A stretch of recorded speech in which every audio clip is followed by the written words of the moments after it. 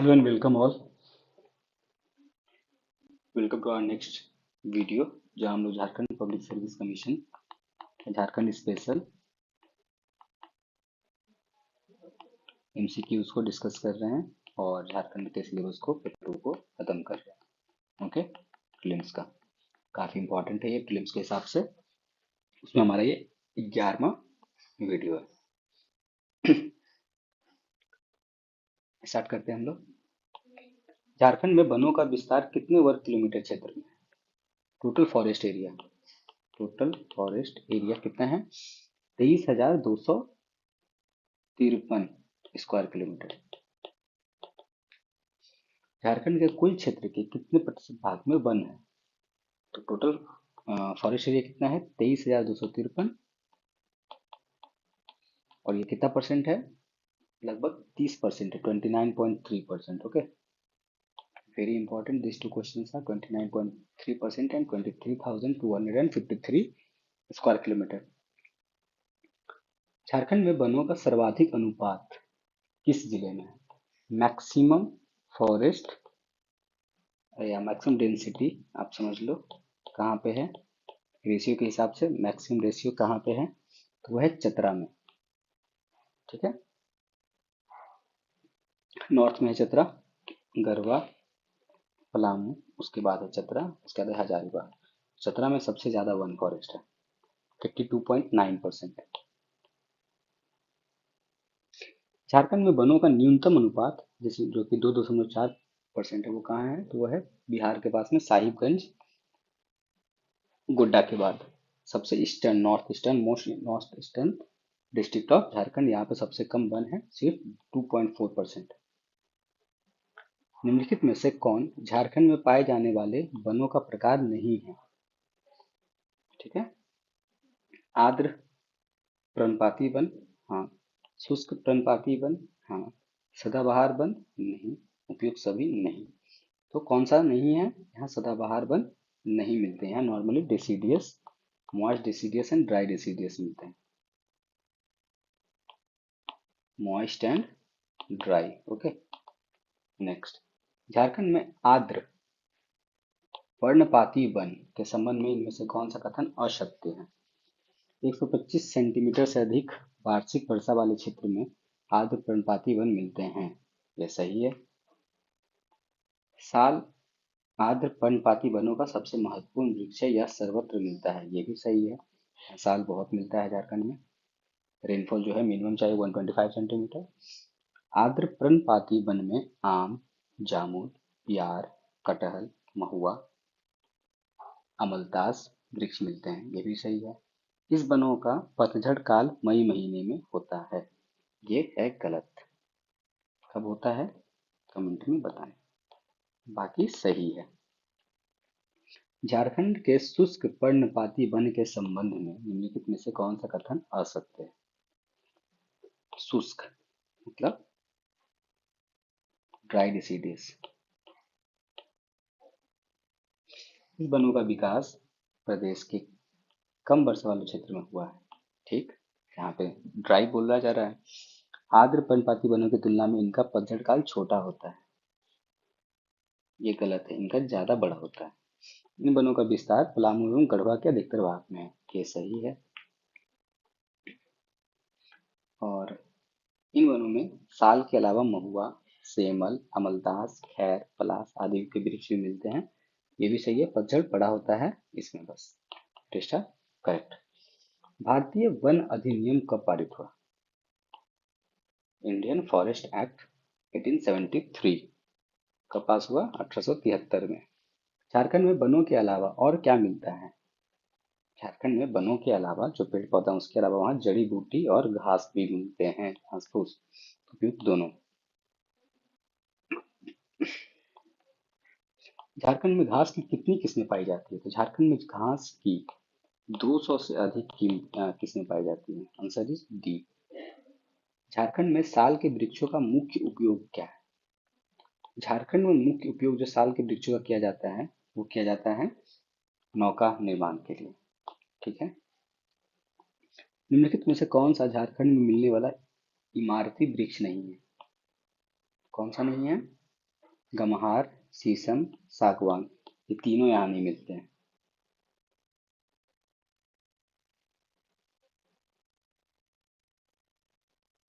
मतलब ये तीनों इमारती वृक्ष नहीं है, ये तीनों यहाँ मिलते हैं। निम्नलिखित में से कौन सा झारखंड में मिलने वाला तैलीय वृक्ष है? महुआ, कुसुम और कटच, ये कौन सा वृक्ष है? तैलीय। एशिया का सबसे बड़ा सारंडा वन निम्नलिखित में से किस राज्य में है? तो वो है झारखंड में। ठीक है, सारंडा वन कहाँ है, किस डिस्ट्रिक्ट में? Comment work. निम्नलिखित में से कौन सा झारखंड के मुख्य लघु वनोत्पाद में शामिल नहीं है? मतलब जो जंगलों में जो प्रोडक्ट बनता है उनको बोला जा रहा है। बांस होता है, तेंदूपत्ता होता है, बेंत, तो गोंद, गोंद भी होता है, बेंत नहीं होता है। लघु वनोपज वनो स्मॉल फॉरेस्ट मटेरियल, मतलब चीजों में। झारखंड में निम्नलिखित में से किस वृक्ष के फल का उपयोग तेल एवं शराब बनाने के लिए किया जाता है? तो वो किया था महुआ का वृक्ष का। महुआ का दारू वहाँ बहुत फेमस है, शराब। झारखंड के शुष्क पर्णपाती वनों में कौन सी घासें मिलती हैं या लताएं जिसको बोलते हैं, मिलती है? तो शुष्क मतलब साउथ वाला एरिया जो है, तो वहाँ पे सवाई, मूंज और मोथा, ये तीनों तरह का घास मिलता है। टोटल घास कितना तरह का पाया जाता है? 200 प्लस। झारखंड में जनजातियों द्वारा सामूहिक रूप से किए जाने वाले आखेट को क्या कहा जाता है? उसको बोला जाता है सेंट्रा। क्या बोला जाता है आखेट को? सेंट्रा। झारखंड में प्रचलित महिलाओं द्वारा 12 वर्षों के अंतराल पर किया जाने वाला आखेट को क्या कहते हैं? उसे कहते हैं जनी। महिलाएं करती हैं 12 सालों पे। क्या बोलते हैं उसे? जनी। झारखंड में कितने राष्ट्रीय उद्यान हैं? 2। राष्ट्र झारखंड में कौन कौन से हैं? Name them.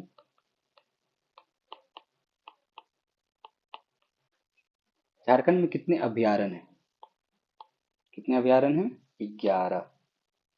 झारखंड में पहला राष्ट्रीय उद्यान कब हुआ था स्थापित? 1954 में। ठीक है, और कौन सा था? वो था हजारीबाग। और दूसरा कौन सा है? पलामू में है। ये तो फर्स्ट पहला वाला राष्ट्रीय उद्यान हो गया। दूसरा कहाँ पे? पलामू में। बेतला राष्ट्रीय उद्यान कहाँ पे है स्थित? पलामू में। ठीक है, और वहाँ पे कौन सा परियोजना चलाया गया है किस जानवर को लेकर? तो वहाँ पे चलाया गया है बाघ को लेकर। बेतला राष्ट्रीय उद्यान जो कि पलामू में है, कितने वर्ग किलोमीटर क्षेत्र में विस्तृत है? ये विस्तृत है 1026 वर्ग किलोमीटर में, और ये कहाँ पे है? बेतला, पलामू, 1026 स्क्वायर किलोमीटर में। बेतला राष्ट्रीय उद्यान विश्व में पहली शेर जनगणना कब कराई गई थी? तो बेतला राष्ट्रीय उद्यान में विश्व की पहली शेर जनगणना हुई थी 1932 ईस्वी में। ठीक है, तो इसीलिए बहुत इंपॉर्टेंट है। विश्व की पहली शेर जनगणना हुई थी कहाँ? बेतला राष्ट्रीय उद्यान में। निम्नलिखित में से कौन सा कथन दलमा वन्य प्रणाली अभयारण्य के संबंध में असत्य है? यह अभयारण्य की स्थापना 1976 ईस्वी में हुई थी, सही है। इसका विस्तार 199 स्क्वायर किलोमीटर क्षेत्र में है, ये भी सही है। इसका नामकरण एक आदिवासी देवी के नाम पे किया गया है। इसका दलमा, तो ये भी सही है। यह गिरिडीह जिले में है, ये गलत है। दलमा रेंजेस कहाँ पाया जाता है? सिंहभूम में। ठीक है, तो ये गलत है, बाकी सारे सही है। इंपॉर्टेंट है दलमा वन प्रणाली प्रणाली अभयारण्य। रांची जिले के और मांझी प्रखंड में भगवान बिरसा जैविक उद्यान की स्थापना कब की गई थी? तो रांची जिला कहाँ पे है भगवान बिरसा जैविक उद्यान? सबसे पहले तो रांची, कौन सा प्रखंड में? और मांझी। और ये कब बना था भगवान बिरसा जैविक उद्यान? ये बना था आफ्टर इंडिपेंडेंस बाय इंडियंस 26 जनवरी 1954 को। भगवान बिरसा जैविक उद्यान कितने हेक्टेयर में विस्तृत है? यह है 104 हेक्टेयर में। भगवान बिरसा जैविक उद्यान के संबंध में इनमें से कौन सा कथन असत्य है? इसके 83 हेक्टेयर क्षेत्र में वन्य प्रणाली उद्यान है। इसके 21 हेक्टेयर क्षेत्र में वनस्पति उद्यान है। यह उद्यान, तो दोनों को जोड़ोगे तो 104 हो गया। ये दोनों सही है, ठीक है। 83 हेक्टेयर में क्या है, वन्य है, और 21 में है क्या, वनस्पति जड़ी बूटी। यह उद्यान सपही नदी के तट पे स्थित है, ये भी सही है। ये किस नदी के तट पे है, सपही। ये तीनों सही है, ये गलत हो गया।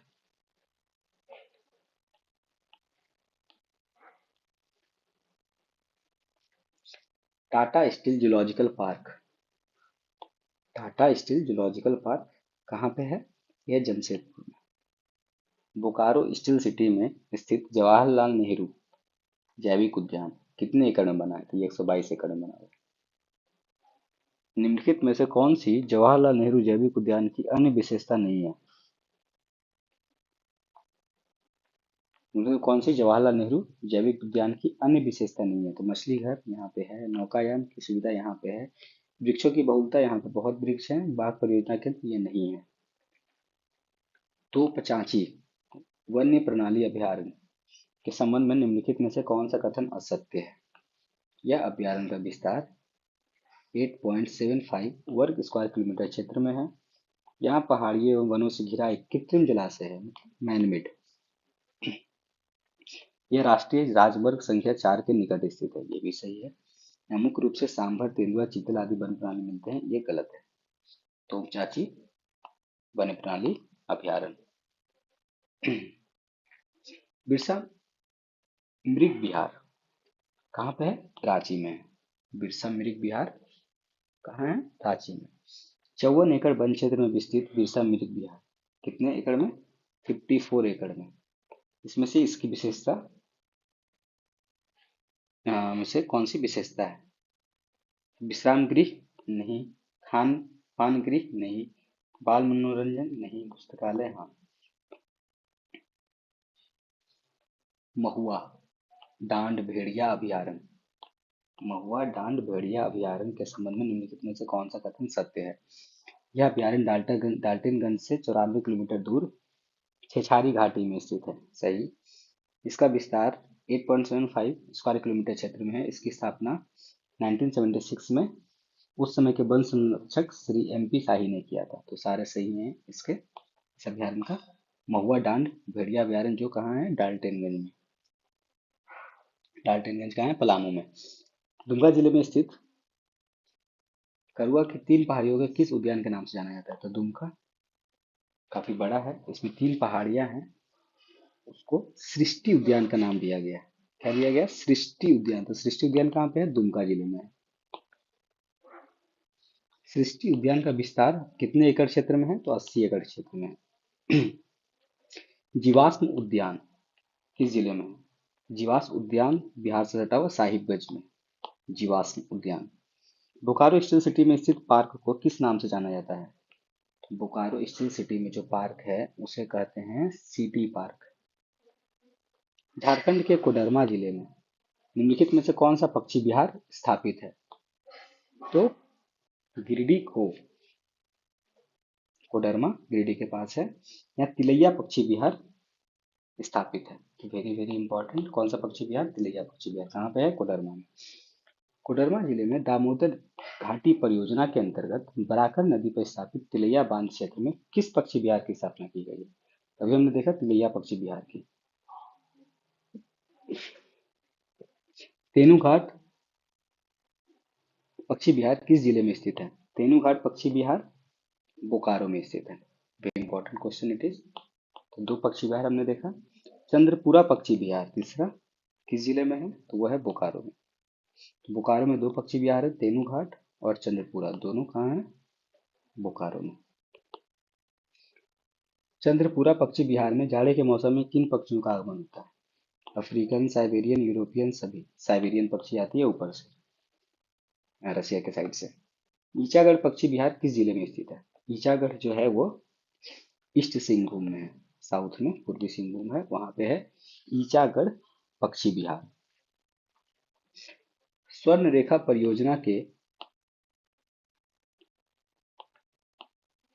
डूब क्षेत्र में कौन सा पक्षी विहार स्थापित है, तो ईचागढ़ पक्षी विहार जो है वो स्वर्ण रेखा के, जो कि पूर्वी सिंहभूम में है, वहीं पे ईचागढ़ पक्षी विहार भी है।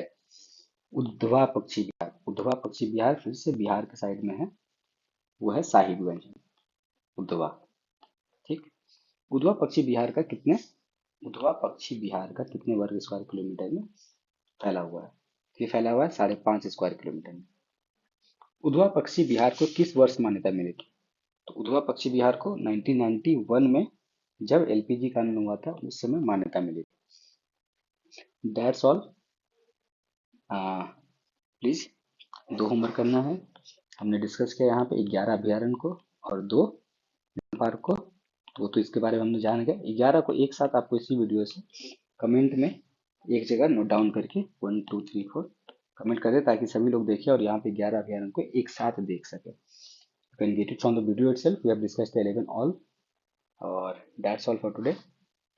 Please do like, share, and subscribe, and be with us. We will complete it together.